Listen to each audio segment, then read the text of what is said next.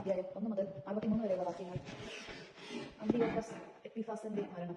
അന്തിയോക്കസ് രാജാവ് ഉത്തര പ്രവിശ്യങ്ങളിലൂടെ കടന്നു പോകുമ്പോൾ പ്രേക്ഷയിലെ എലിയുമായി സ്വർണത്തിനും വെള്ളിക്കും പ്രശസ്ത യാർജിച്ച ഒരു നഗരമാണെന്ന് കേട്ടു. ഫിലിപ്പിന്റെ പുത്രനും ഗ്രീക്കുകാരെ ആദ്യം ഭരിച്ച മെക്കഡോനിയ രാജാവുമായ അലക്സാണ്ടർ ഉപേക്ഷിച്ചിട്ട് പോയ സ്വർണ്ണ പരിചകൾ, കവചങ്ങൾ, ആയുധങ്ങൾ എന്നിവ സൂക്ഷിക്കപ്പെട്ടിരുന്നു. അവിടുത്തെ ക്ഷേത്രം വളരെ സമ്പന്നമായിരുന്നു. അതിനാൽ അന്തിയോക്കസ് വന്ന് നഗരം പിടിച്ചടക്കി കൊള്ള ചെയ്യാൻ ശ്രമിച്ചു. പക്ഷെ അത് സാധിച്ചില്ല. കാരണം അവന്റെ തന്ത്രം മനസ്സിലാക്കിയ നഗരവാസികൾ അവനോട് യുദ്ധം ചെയ്ത് ചെറുക്കുന്നില്ല. യുദ്ധകാലത്ത് നിന്ന് പലായനം ചെയ്ത അന്തിയോക്കസ് ഫഗ്നാശനായി ബാബിലോണിലേക്ക് പിൻവാങ്ങി. യൂദാദേശം ആക്രമിക്കാൻ പോയ സൈന്യം പരാജയപ്പെട്ടുവെന്ന് പേർഷ്യയിൽ വെച്ച് ഒരു ദൂതൻ അന്ത്യോക്കസിനെ അറിയിച്ചു. ലിസിയാസ് ആദ്യം ശക്തമായ ഒരു സൈന്യവുമായി ചെന്നെങ്കിലും യഹൂദർ അവനെ പുറത്തോടിച്ചു. തങ്ങൾ തോൽപ്പിച്ച സൈന്യങ്ങളിൽ നിന്ന് പിടിച്ചെടുത്ത ആയുധങ്ങൾ, വിഭവങ്ങൾ, കൊള്ള വസ്തുക്കൾ എന്നിവ കൊണ്ട് യഹൂദരുടെ ശക്തി വർദ്ധിച്ചിരിക്കുന്നു. ജെറുസലേമിലെ ബലിപീഠത്തിൽ അവൻ സ്ഥാപിച്ച മ്ലേച്ഛ വിഗ്രഹം അവർ തച്ചുടച്ചു. വിശുദ്ധ മന്ദിരത്തിന് ചുറ്റും മുൻപിലുണ്ടായിരുന്നതുപോലെ ഉയരമുള്ള മതിലുകൾ പണിയുകയും അവന്റെ നഗരമായ ബത്സൂറിനെ കോട്ട കെട്ടി സുരക്ഷിതമാക്കുകയും ചെയ്തിരിക്കുന്നു. ഈ വാർത്ത കേട്ടപ്പോൾ രാജാവ് അത്ഭുതസമ്പന്നനായി. തന്റെ പദ്ധതികളനുസരിച്ച് കാര്യങ്ങൾ നടക്കാഞ്ഞത് മൂലം ദുഃഖത്തിന് രോഗിയുമായി തീർന്ന അവൻ കിടപ്പിലായി. ആഴമേറിയ ദുഃഖത്തിന് അധീനനായി തീർന്ന അവൻ വളരെ നാൾ കിടക്കയിൽ തന്നെ കഴിഞ്ഞു. മരണം മടുത്തുവെന്ന് അവൻ ഉറപ്പായി. അതിനാൽ സുഹൃത്തുക്കളെ അടുക്കം പിടിച്ചു പറഞ്ഞു, എനിക്ക് ഉറക്കമില്ലാതായിരുന്നു. ആകുലതയാൽ എന്റെ ഹൃദയം തകരുന്നു. ഞാൻ എന്നോട് തന്നെ പറഞ്ഞു പോകുന്നത് പ്രതാപകാലത്ത് ദയാലുവും ജനസമ്മതനുമായിരുന്ന എനിക്ക് എത്ര വലിയ ദുരിതമാണ് വന്ന് ഭവിച്ചിരിക്കുന്നത്. എത്ര ആഴമുള്ള കയത്തിൽ ഞാൻ വീണു പോയിരിക്കുന്നു. ജെറുസലേമിൽ ഞാൻ ചെയ്ത അകർത്യങ്ങൾ ഞാൻ ഓർക്കുന്നു. അവളുടെ കനക ഗജപാത്രങ്ങളെല്ലാം ഞാൻ കവർച്ച ചെയ്തു. ഒരു കാരണവും കൂടാതെ യൂദാനിവാസികളെ നശിപ്പിക്കാൻ ഞാൻ സൈന്യത്തെ വിട്ടു. ഇതിനാലാണ് ഈ അനർത്ഥങ്ങൾ എനിക്ക് വന്നുകൂടിയതെന്ന് ഞാൻ അറിയുന്നു. ഇതാ അന്യദേശത്ത് കിടക്കുന്ന ദുഃഖവൃത്യത്താൽ ഞാൻ മരിക്കുന്നു. അന്ത്യോക്കസ് അഞ്ചാമൻ. അനന്തരം അവൻ സ്നേഹിതന്മാരിൽ ഒരുവനായ ഫിലിപ്പിനെ വിളിച്ച് അവന്റെ സാമ്രാജ്യത്തിന്റെ അധിപനായി നിയമിച്ചു. തന്റെ പുത്രനായ അന്ത്യോക്കിനെ കിരീടാവകാശമാക്കി വളർത്തിക്കൊണ്ടുവരണമെന്ന നിർദ്ദേശത്തോടുകൂടി അവൻ ഫിലിപ്പിന് തന്റെ കിരീടവും മേലങ്കിയും മുദ്രാമുദ്രവും നൽകി. അന്ത്യോക്കസ് രാജാവ് 141 വർഷം അവിടെ വെച്ച് മരണമടഞ്ഞു. രാജാവ് മരിച്ചതറിഞ്ഞ ലിസിയാസ് രാജാവിന്റെ പുത്രനും തന്റെ ബാല്യം മുതലേ വളർത്തിക്കൊണ്ടുവന്നവനുമായ അന്ത്യോക്കസിനെ രാജ്യഭാരം ഏൽപ്പിക്കുകയും അവന് യുപ്പാത്തോർ എന്ന പേര് നൽകുകയും ചെയ്തു. ലിസിയാസിന്റെ രണ്ടാം ആക്രമണം. ഇക്കാലത്ത് കോട്ടയിലുണ്ടായിരുന്നവർ വിശുദ്ധ മന്ദിരത്തിന് ചുറ്റും ഇസ്രായേലിനെ വളഞ്ഞ് അവരെ ദ്രോഹിക്കാനും വിജാതിയരെ ശക്തപ്പെടുത്താനും കിണഞ്ഞ് പരിശ്രമിക്കുകയായിരുന്നു. അവരെ നശിപ്പിക്കാൻ യൂദാസ് നിശ്ചയിച്ചു. അതിനായി അവർ ജനത്തെ വിളിച്ചുകൂട്ടി. 180 വർഷം അവർ ഒത്തൊരുമിച്ച് കോട്ട ആക്രമിച്ച് ഉപരോധത്തിനായി യൂദാസ് ഗോപുരങ്ങളും യന്ത്രമുട്ടികളും സ്ഥാപിച്ചു. എന്നാൽ ശത്രുക്കളുടെ കാവൽ സേനയിൽ ചില ആക്രമണത്തിൽ നിന്ന് രക്ഷപ്പെട്ടു അധർമ്മികളായ കുറെ ഇസ്രായേലും അവരോട് ചേർന്നു. അവൻ രാജാവിന്റെ അടുക്കൽ ചെന്ന് പറഞ്ഞു, നീതി നടത്താനും നിങ്ങളുടെ സഹോദരന്മാർക്ക് വേണ്ടി പ്രതികാരം ചെയ്യാനും അങ്ങ് എത്ര കാലം വൈകും? അങ്ങയുടെ പിതാവിനെ സേവിക്കാനും അവന്റെ കൽപ്പനകൾ പാലിക്കാനും ആജ്ഞകൾ അനുസരിക്കാനും ഞങ്ങൾ തയ്യാറായിരുന്നു. അതിന്റെ പേരിൽ ഞങ്ങളുടെ ആളുകൾ തന്നെ കോട്ട ആക്രമിക്കുകയും തങ്ങളുടെ ശത്രുക്കളാവുകയും ചെയ്തിരിക്കുന്നു. മാത്രമല്ല തങ്ങളെ പിടികിട്ടിയവർ വരെ അവർ വധിക്കുകയും ഞങ്ങളുടെ വസ്തുവകകൾ കൈയെടുക്കുകയും ചെയ്തു. ഞങ്ങളെ മാത്രമല്ല അയൽ രാജ്യങ്ങളെയും അവർ ആക്രമിച്ചിരുന്നു. ഇപ്പോൾ അവർ ജെറുസലേം കോട്ട പിടിച്ചെടുക്കാൻ അതിനെതിരെ പാളയം അടിച്ചിരിക്കുകയാണ്. വിശുദ്ധ മന്ദിരവും ബത്സൂറും അവർ കോട്ട കെട്ടി സുരക്ഷിതമാക്കി കഴിഞ്ഞു. അങ്ങ് അവരെ ഉടനെ തടയുന്നില്ലെങ്കിൽ അവർ ഇനിയും മുന്നേറും. പിന്നീട് അവരെ നിയന്ത്രണത്തിലാക്കാൻ അങ്ങേക്ക് സാധിക്കാതെ വരും. ഇത് കേട്ട രാജാവ് ക്രുദ്ധനായി. അവൻ സ്നേഹിതരെയും സൈന്യാധിപരന്മാരെയും അധികാരികളെയും വിളിച്ചുകൂട്ടി. അന്യരാജ്യങ്ങളിലും ദ്വീപുകളിലും നിന്നുള്ള കൂലിപ്പട്ടാളവും അവനോട് ചേർന്നു. 1,00,000 ഭടന്മാരും 20,000 കുതിരപ്പടയാളികളും യുദ്ധപരിചയമുള്ള 32 ആനകളും അടങ്ങിയതായിരുന്നു അവന്റെ സൈന്യം. അവർ ഇന്തോമേയായിലൂടെ കടന്ന് ബത്സൂറിനെതിരെ പാളയമടിച്ചു. യന്ത്രമുട്ടിയും സ്ഥാപിച്ചു. അനേകം ദിവസം യുദ്ധം ചെയ്തു. എന്നാൽ യഹൂദർ കോട്ടയ്ക്ക് പുറത്തു വന്ന് ഇവ തീവച്ച് നശിപ്പിക്കുകയും പൗരുഷത്തോടെ പൊരുതുകയും ചെയ്തു.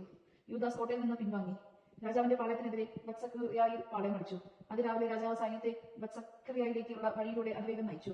അവൻ യുദ്ധത്തിന് തയ്യാറായി കാഹളം മുഴക്കി. മുന്തിരിച്ചാറ് മൽബരനീരും നൽകി അവൻ ആനകളുടെ യുദ്ധവീര്യം ഉണർത്തി. സേനാവ്യൂഹത്തിൽ പലയിടത്തായി അവയെ നിർത്തി.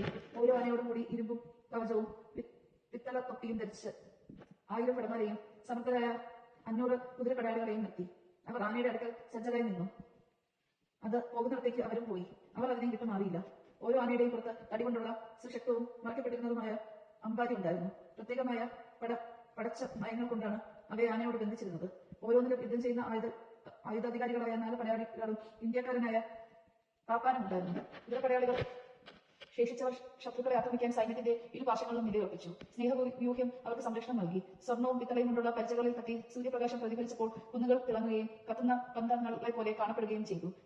സൈന്യത്തിൽ ഒരു ഭാഗം ഉയർന്ന കന്നുകാലികളും മറ്റേ ഭാഗം സമതലത്തിലൂടെ ക്രമമായി ധീരതയോടെ മുന്നേറി. ആ വലിയ പടനീക്കത്തിന്റെ ആരവവും ആയുധങ്ങളുടെ ഇരുമ്പുകളും കേട്ടവരെല്ലാം ഭയചരിതരായി. ആഹ്വ്യം അത്രയ്ക്കും വലുതും ശക്തവുമായിരുന്നു. യൂദാസ് സൈന്യം അവരോട് ഏറ്റുമുട്ടി. രാജസൈന്യത്തിലെ 600 പേർ കൊല്ലപ്പെട്ടു.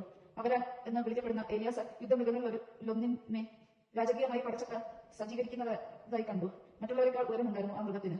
രാജാവ് അതിന്റെ പുറത്തിരിക്കുമെന്ന് അവൻ കരുതി. സ്വജനങ്ങളെ രക്ഷിക്കാനും തനിക്ക് ശാശ്വത കീർത്തി നേടാനും വേണ്ടി അവൻ സമർപ്പിക്കാൻ സന്നദ്ധനായി. ആ മൃഗത്തെ അടുക്കലെത്താൻ അവൻ വീറോടെ സൈന്യവ്യൂഹത്തിനിടയിലേക്ക് കുതിച്ചു. ഇടതു വലതുമുള്ളവരെ അവൻ അതിനു വീഴ്ത്തി. ശത്രുക്കൾ ഇരുവശങ്ങളിലേക്കും ചിതറി. അവൻ ചെന്ന് ആനയുടെ കീഴെ എത്തി അതിനെ അടിയിൽ നിന്ന് കുത്തിക്കൊന്നു. അത് അവന്റെ മേൽ വീണ് അവൻ അവിടെ വെച്ച് തന്നെ മരിച്ചു.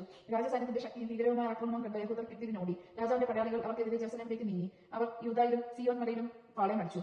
രാജാവ് ബത്സൂർ നിവാസികളുമായി സമാധാന ഉടമ്പടി ചെയ്തു. അവർ നഗരം ഒഴിഞ്ഞു കൊടുത്തു. കാരണം ഉപരോധത്തെ ചെറുക്കാൻ വേണ്ടത്ര ഭക്ഷണ സാധനങ്ങൾ അവർക്ക് ഉണ്ടായിരുന്നില്ല.